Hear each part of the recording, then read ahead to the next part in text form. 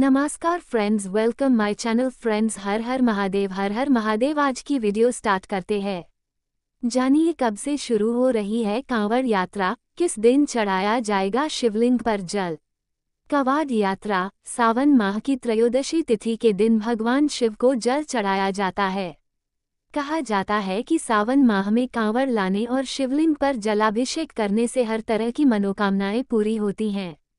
कांवड़ यात्रा 2024 date and time. सनातन धर्म में हर साल सावन का महीना भगवान शिव की पूजा के लिए काफी फलदायी माना जाता है। हर साल सावन माह में लाखों कांवड़िए गंगा नदी से जल लेकर अपने अपने मंदिरों में शिवलिंग पर जलाभिषेक करते हैं।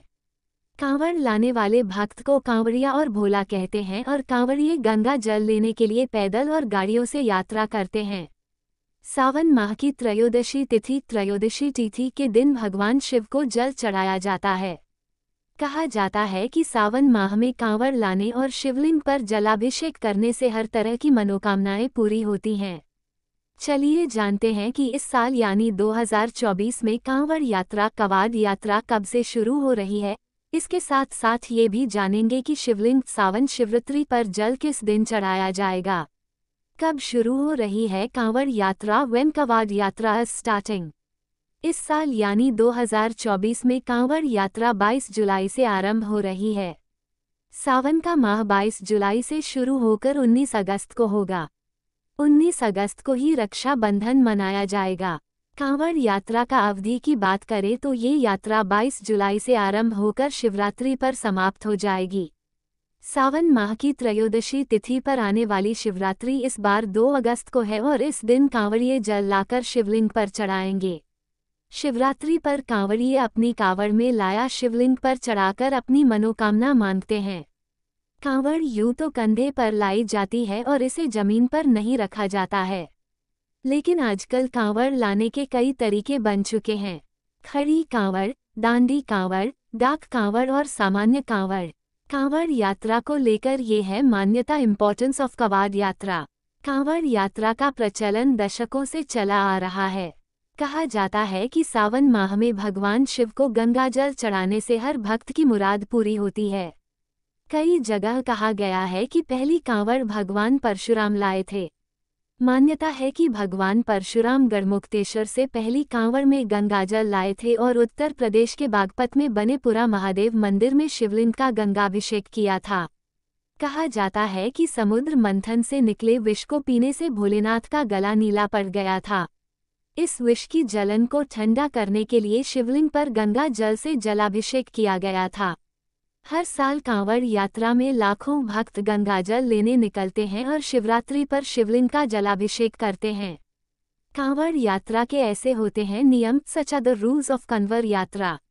यात्रा के दौरान कांवड़ को जमीन पर नहीं रखना चाहिए। अगर कांवड़ को जमीन पर रखा जाता है तो यात्रा अधूरी मानी जाती है।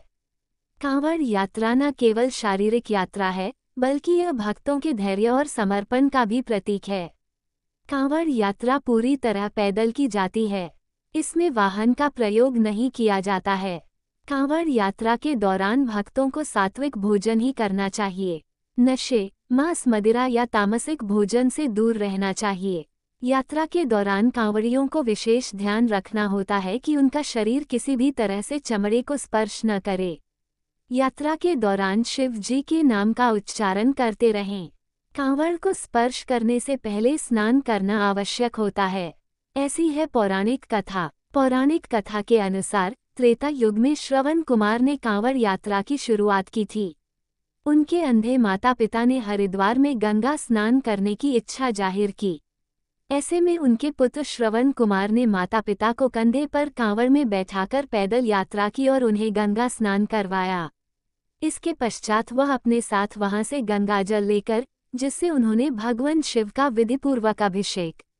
धार्मिक मान्यता है कि तभी से कांवड़ यात्रा की शुरुआत हुई। इसके अलावा कांवड़ यात्रा की शुरुआत की दूसरी कथा भी प्रचलित है। धार्मिक मान्यताओं के अनुसार समुद्र मंथन के दौरान निकले विष का पान करने से महादेव का गला जलने लगा, तो ऐसी स्थिति में देवी देवताओं ने गंगाजल से प्रभु का जलाभिषेक किया, जिससे प्रभु को विष के असर से मुक्ति मिली। ऐसा माना जाता है कि तभी से कांवड़ यात्रा की शुरुआत हुई। फ्रेंड्स, हमारे वीडियो कैसे लगा है जरूर कमेंट करके बोलना। फ्रेंड्स, लाइक कमेंट सब्सक्राइब और शेयर करना नहीं भूलना। और friends, thank you so much और धन्यवाद। हर हर महादेव, हर हर महादेव।